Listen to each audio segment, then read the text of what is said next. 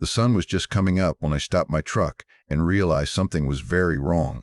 Where my gravel road used to be open and quiet, there was now a brand new steel gate sunk deep into fresh concrete. Not a farm gate, not something temporary. A heavy commercial gate, still smelling like wet cement. A small camera mounted on a pole blinked red, aimed straight at my driver's seat like it was waiting for me to lose my temper.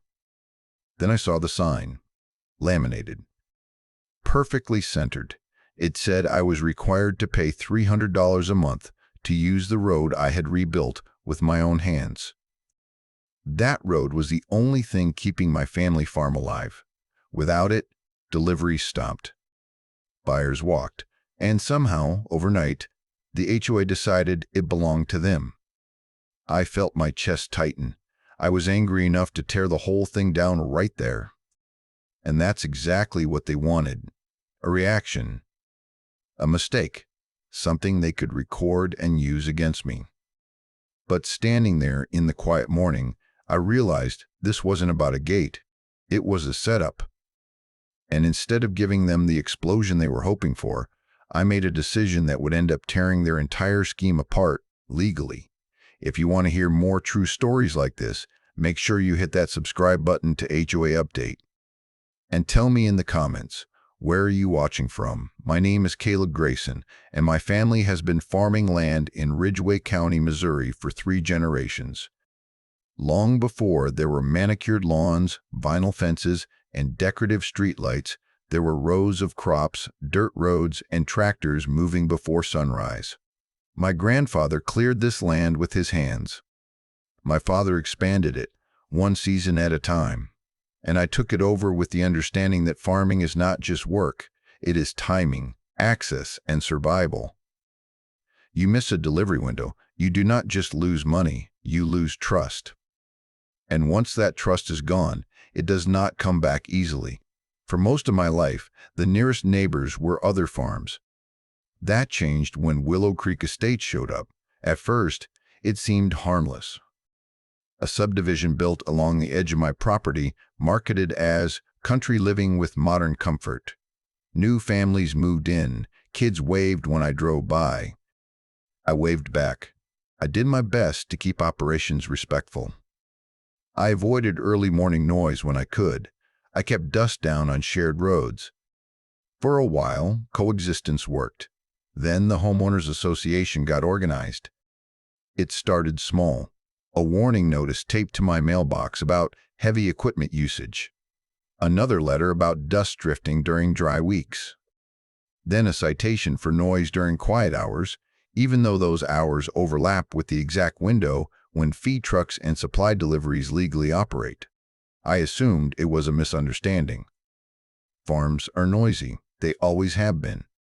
But the letters kept coming, and the tone changed. Less neighborly.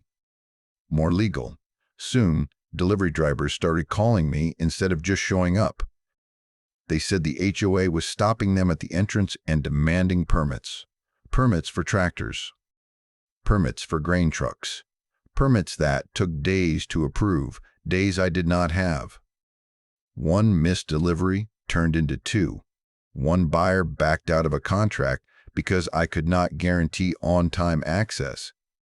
Fines started stacking up, each one small enough to feel petty, but together heavy enough to hurt.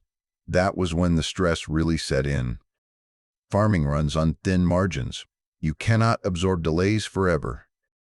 Every restriction the HOA imposed pushed me closer to a line I could not cross. That is when my daughter Hannah stepped in. Hannah is studying civil engineering. She grew up on this land, but she also sees the world through plans, maps, and regulations. She started reading the HOA notices closely and immediately noticed how vague they were. Nothing specific. Nothing concrete. Just enough language to slow things down and give the HOA leverage. She warned me that this was not about safety or harmony. It was about control. Tom Keller agreed. Tom has been my right hand for years. He runs equipment, fixes what breaks, and knows the rhythms of the farm as well as I do. He was furious. He wanted to confront the HOA board directly, rip into them at a meeting, demand they back off. I understood the urge. I felt it too. But every time we pushed back verbally, the HOA responded with more paperwork, more delays, more fines. The hardest part was realizing how fragile everything had become. One blocked road, one delayed truck. That was all it took to start a chain reaction. Without reliable access, the farm could not function, not because we lacked land or skill, but because someone else decided they had the authority to tell us when and how we could move. I started waking up earlier, running scenarios in my head. How long could we last if this continued? Weeks, maybe a couple of months at most. That was the truth I did not want to say out loud. The farm did not need sympathy. It needed access, and if I did not find a solution soon, 3 generations of work would end on my watch. That was the moment I stopped thinking like a farmer alone and started thinking like someone who needed to protect everything that came before me. Things did not get better after that. They got quieter, which somehow made it worse. The HOA stopped issuing loud threats and angry notices and switched tactics entirely. Instead of saying no outright, they buried everything in paperwork. Every delivery suddenly required a permit. Not a real permit with a clear process, but a review request that sat unanswered for days, sometimes weeks. When I followed up, I was told it was still under consideration due to safety concerns. When I asked what those concerns were, no one could give me a straight answer. Then came the environmental language. Letters started arriving with phrases like potential soil disruption, traffic impact assessments, and community health considerations. None of it was backed by measurements or reports, just enough official-sounding words to slow everything down and make me look reckless if I ignored them. It was control without fingerprints. I attended every HOA meeting they would allow me into. Those meetings were some of the most humiliating hours of my life. I would sit in a folding chair while board members spoke to me like I was a problem child. They smiled while they did it.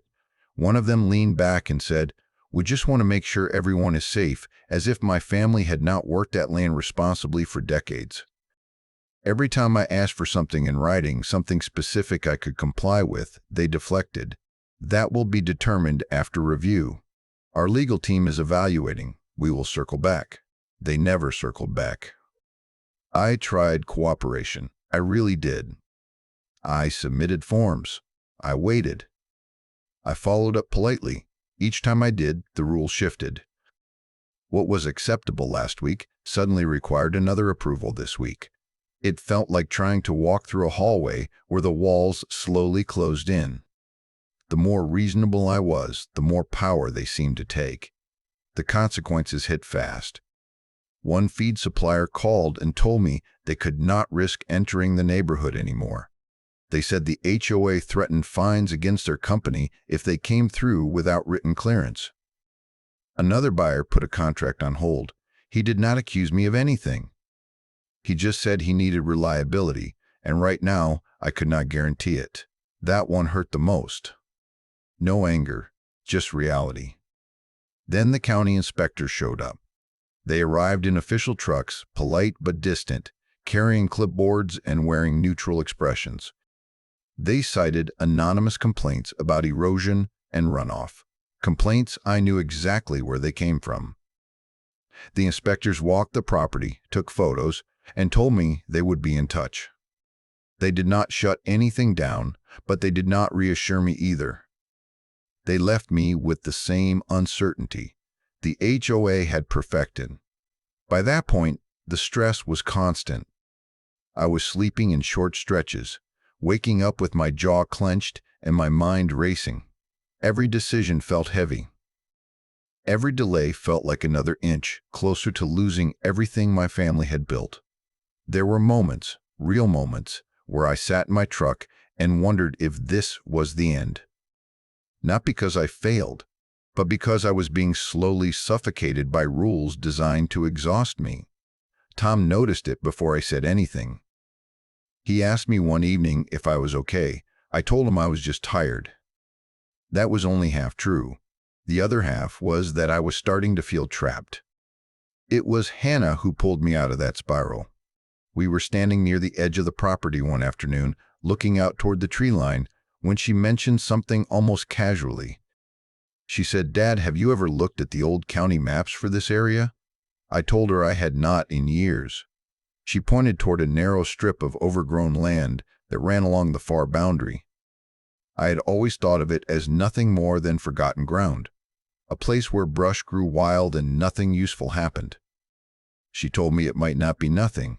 That night, I pulled out old records, deeds, survey maps, county plats that had not been updated in decades, and there it was. A thin line marked as a public right-of-way, an access route that predated Willow Creek Estates entirely. It was never paved, never maintained, but it was never removed either. It had simply been forgotten. I stared at that map for a long time. The weight in my chest shifted. For the first time in weeks, maybe months, I felt something other than pressure. I felt possibility. The HOA had been so focused on controlling the roads they claimed, they never considered the one they forgot. Once Hannah pointed it out, there was no unseeing it. That thin, forgotten line on the county map started to look less like an old boundary and more like a lifeline. She spent the next few days buried in records, pulling plats from different decades, comparing survey notes, and cross-referencing easements. Every time she found another document that confirmed it, she would bring it to me with that quiet, careful confidence of hers. The conclusion was clear. The access road was public. It had never been formally abandoned, vacated, or transferred. It was simply ignored. That distinction mattered more than anything. Tom and I walked the length of it together one morning. What used to be a road was now little more than brush, ruts, and compacted dirt half swallowed by weeds. Trees leaned in from both sides, like they had been waiting decades to reclaim it. But beneath all of that, the ground was solid. The path was still there. It just needed work. We made a decision not to announce anything. No meetings, no emails, no permission slips. Everything we did would be by the book, but we were not going to invite interference. Hannah helped us plan the grade and drainage so there would be no erosion issues. She explained how water needed to move, where culverts would be necessary, and how to avoid giving anyone an excuse to complain later. Every choice was intentional. The work was slow and exhausting. Tom cleared brush and stumps. I ran equipment until my arms ached and my back felt like it was filled with gravel. We hauled load after load of stone, spreading and compacting it carefully. Some days, progress was measured in feet, not yards, but every foot felt like reclaiming something that had been taken. Weeks passed like that, quietly, steadily, no citations, no letters, no interruptions.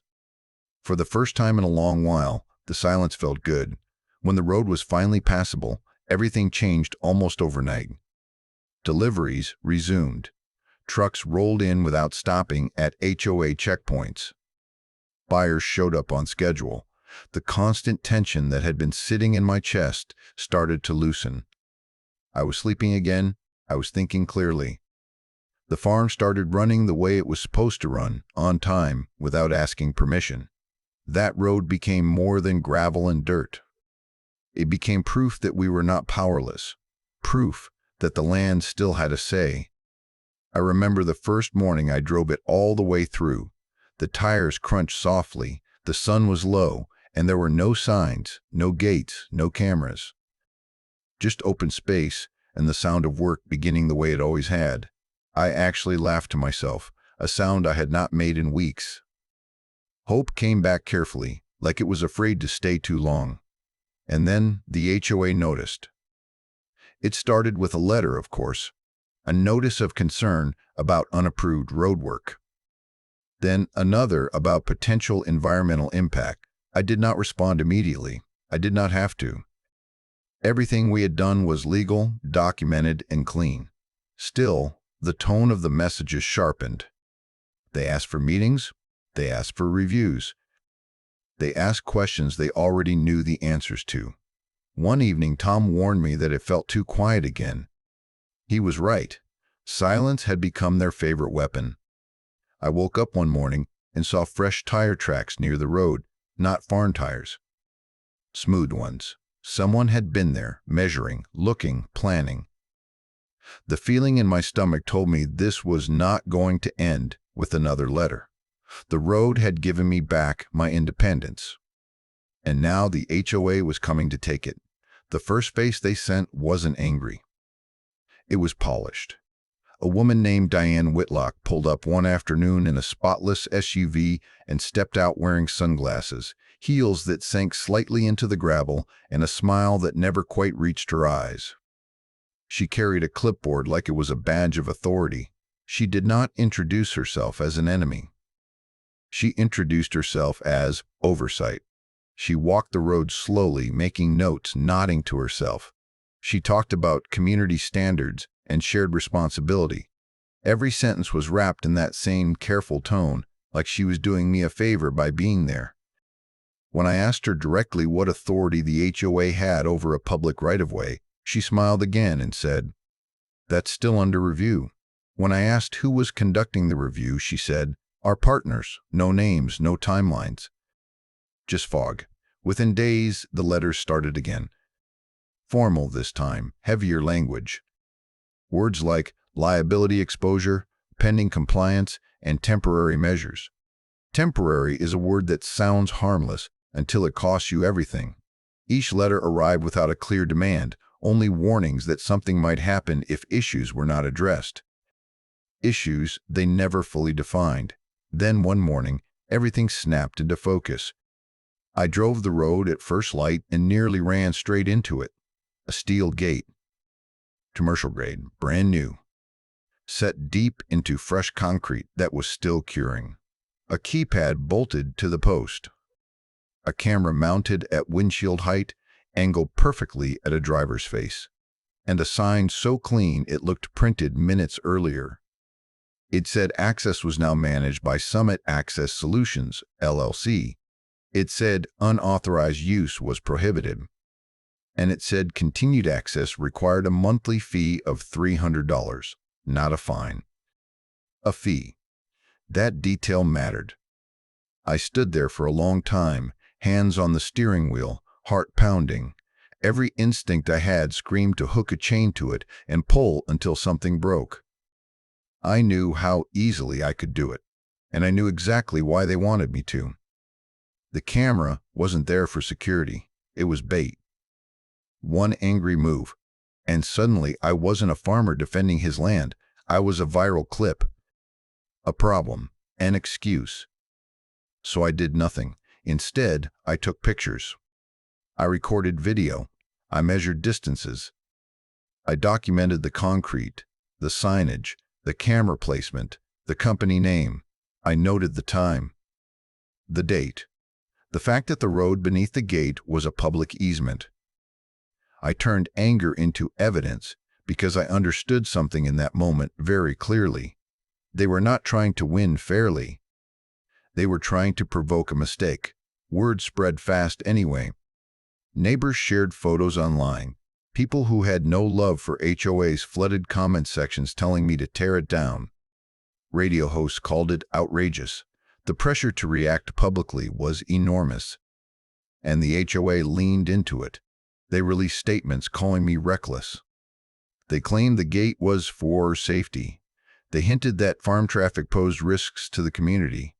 They framed the fee as reasonable and temporary, even though nothing about it was legal.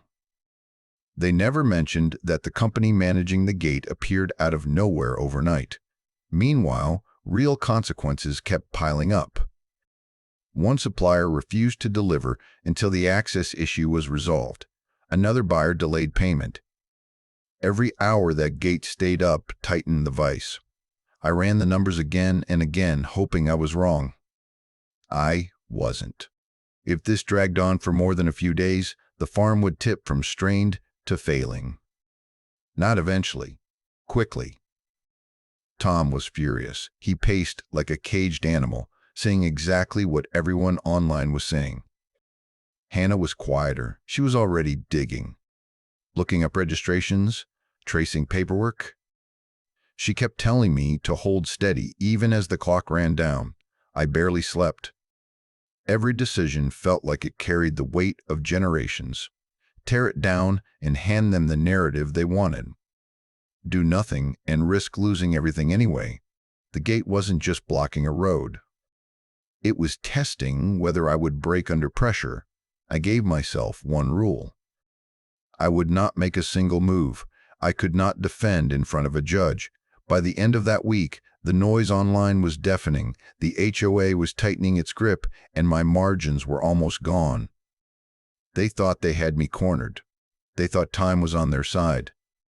What they didn't know was that while they were watching the camera, I was watching the paper trail. Hannah did not sleep much that week. None of us did, really, but she was running on something sharper than exhaustion. While the HOA watched their camera feed and waited for me to snap, she was buried in public records, business registries, and county databases. She barely spoke at first, just asked questions that sounded small but weren't. Who installed the gate? Who poured the concrete? Who owned Summit Access Solutions, LLC, where the company was registered? Late one night, she walked into the kitchen with her laptop open and her face completely still. That was how I knew she had found something big. Summit Access Solutions, LLC, was not registered to an office building. It wasn't tied to a management firm or a contractor with a history. The address on file was a single-family home, 2 counties over. A quiet residential street. Hannah dug deeper, pulling property records and cross-checking names. The house belonged to the brother of Marilyn Crow, the president of the Willow Creek Estates HOA, not a distant relative. Not a coincidence. Immediate family. That was the moment everything shifted. This was not about safety. It was not about oversight. It was not even really about the road. It was about money and control. The HOA had used its authority to block access, then funneled that control through a private company tied directly to its own leadership. They were charging me $300 a month to use a public road, and that money would circle right back to one of their own. We were still processing that when the second shoe dropped. A padded envelope appeared in our mailbox with no return address. Inside was a small USB drive and a single sheet of paper with one sentence printed on it. You should see how they talk when they think no one's listening. That was it. No signature, no explanation. I hesitated before plugging it in. Hannah didn't. She copied the files onto an offline drive and opened them one by one. Emails, meeting notes, internal messages between HOA board members. And there it was, spelled out in plain language. Discussions about restricting access long enough to force negotiation. Conversations about how the gate would bring him to the table. References to compliance through pressure. Not speculation, not interpretation. Intent. I felt sick reading it. Not because I was surprised, but because of how casually they talked about breaking someone. About using time and money as weapons. About turning my livelihood into leverage. There was no more room for hesitation after that. The next morning, I called Rachel Monroe. Rachel came recommended by a supplier who had tangled with the zoning board years earlier. She listened without interrupting as I laid everything out. The road, the gate, the fee, the LLC, the emails. When I finished, there was a brief pause on the line, and then she said very calmly, "This is self-dealing, coercion, and unlawful obstruction of a public easement." She did not raise her voice. She did not sound impressed. She sounded focused. She drove out that afternoon. Rachel walked the road herself. She photographed the gate. She took notes. She reviewed the documents Hannah had assembled and nodded slowly as the pattern came together. She explained that the HOA had overplayed its hand. By trying to look official, they created a paper trail.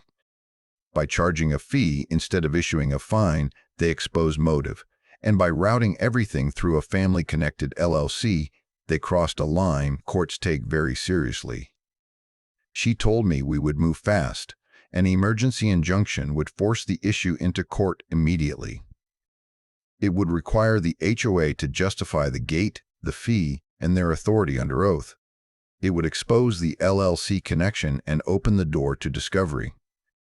But she was clear about one thing. If the judge did not grant it, the gate would stay up while the case dragged on. And I would not survive that delay. Those were the stakes. Everything or nothing. I signed paperwork with hands that shook more than I wanted to admit. Hannah organized evidence into clean folders. Tom stayed quiet, watching, understanding now why patience mattered. Every hour felt heavier than the last. The gate was still there. The camera was still blinking. The bills were still coming due. The HOA sent another letter that afternoon. It talked about cooperation, about resolving matters amicably. I almost laughed. They could sense something was changing. Power always can. Rachel filed the injunction request before sunset. That night, I sat at the kitchen table long after everyone else went to bed. The house was quiet. The farm was quiet. Too quiet. I thought about my grandfather clearing this land, about my father teaching me when to plant and when to wait, about how none of them ever had to fight a corporation pretending to be a neighborhood. If we lost, there was no backup plan, no alternate road, no more time to stall. The gate would win by doing nothing at all. But for the first time since this started, I wasn't reacting. I wasn't guessing. I wasn't hoping someone would be reasonable. I had facts. I had proof. And I had put everything on the table. Now it was up to the law to decide whether it still meant what it was supposed to mean. The courtroom was smaller than I expected. No grand marble pillars, no dramatic music. Just worn wooden benches, a raised desk for the judge, and the quiet hum of a room where decisions actually mattered. The gate was still up outside, the camera still blinking, but in here none of that theater counted. Only facts did. The HOA arrived together, seated in a neat row like they had practiced it. Marilyn Crowe sat in the middle, posture perfect, expression calm. Their attorney opened with a soft, almost apologetic tone. He called the situation a misunderstanding, a temporary measure, a good faith effort to ensure safety while issues were reviewed. He said the HOA never intended to block access, only to manage it responsibly. He said the fee was administrative. He said a lot of things that sounded reasonable if you did not look too closely. Rachel let him finish without interruption. Then she stood. She started with the plats, in large maps laid out clearly, showing the public easement running beneath the gate. She walked the judge through the dates, the filings, the fact that the road predated Willow Creek Estates by decades. She showed that it was never abandoned, never transferred, never placed under HOA authority. The gate, she explained, was not management. It was obstruction. Next came the timeline. She placed letters, notices, and delays in order, demonstrating how pressure escalated without a single lawful directive.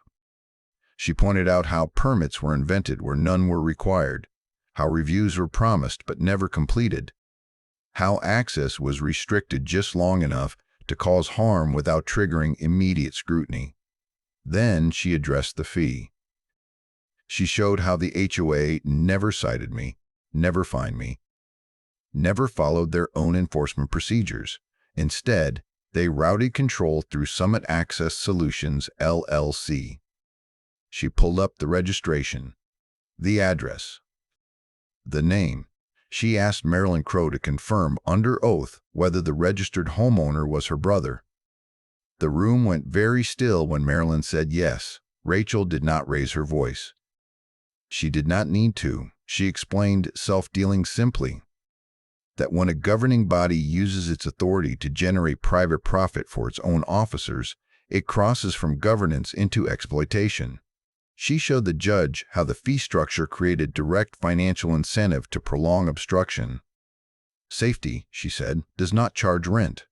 Then came the emails. Rachel introduced them carefully, establishing authenticity and origin. Messages discussing how long access needed to be restricted. References to forcing compliance. Casual language about leverage. The HOA attorney objected. The judge overruled him. Marilyn stared straight ahead, her face losing color by the second. When Rachel finished, there was nothing left to reinterpret. The story the HOA had told unraveled completely. Their misunderstanding defense collapsed under its own weight. What remained was intent and evidence. The judge leaned back and reviewed the materials in silence. The room felt like it was holding its breath. When he spoke, his voice was measured and direct. He stated that the HOA had no jurisdiction over the public easement, that the gate constituted unlawful obstruction, that the fee was improper and coercive. He ordered the gate removed within 72 hours. Then he went further. He awarded damages for operational harm caused by the obstruction. He barred the HOA from interfering with the roadway in any capacity. And he ordered a formal investigation into the HOA's financial practices, citing credible evidence of self-dealing and abuse of authority. Marilyn Crow's composure finally broke. Her hands trembled. Her attorney leaned in to whisper something, but she barely reacted. The collapse did not look dramatic. It looked quiet, heavy, final. I did not feel the rush I expected. No cheering, no triumph. Just a slow release of pressure I had been carrying for months. The gate was no longer a threat. It was a liability. As we left the courtroom, Rachel shook my hand and told me we did exactly what we were supposed to do. We documented. We waited. We told the truth. Outside, the sun was higher now. The road was still blocked for the moment, but it would not be for long. The HOA thought power came from control and cameras and paperwork. They forgot that paper cuts deeper when it's used correctly. The gate did not come down with drama. There were no speeches, no crowds, no cameras pointed at me this time. 3 days after the ruling, a county truck rolled in just after sunrise. 2 workers stepped out, reviewed the paperwork, and got to work like they had done it 100 times before. They cut the posts cleanly, broke up the concrete, loaded the steel gate onto a flatbed. The camera came down last, unplugged without ceremony. Within a couple of hours, the road was open again, as if the obstruction had never been there at all. The first delivery truck arrived that same morning. The driver slowed, looked around like he was expecting trouble, then nodded when he saw the open road. No permits, no checkpoints, no phone calls. Just work continuing the way it was supposed to. By the end of the week, every delayed delivery had either been rescheduled or fulfilled. Buyers who had paused contracts called back. One apologized for doubting me. I told them I understood. Reliability had been restored, and that was all that mattered. The farm stabilized quickly once access was guaranteed, not magically but steadily. Bills were paid, timelines reset. The constant edge of uncertainty finally lifted. For the first time in a long while, decisions were about planting and maintenance, not survival. The HOA, on the other hand, unraveled fast. The financial investigation moved quietly at first, then widened. Board members resigned one by one. Meetings were canceled. Notices stopped appearing. Within a few months, Willow Creek Estates no longer had an active board. Residents started asking questions they should have asked earlier: where the money went, why authority had been abused, why a private company had suddenly appeared to manage a public road. Summit Access Solutions, LLC disappeared just as quickly as it had arrived. Its website went offline. Phone numbers stopped working.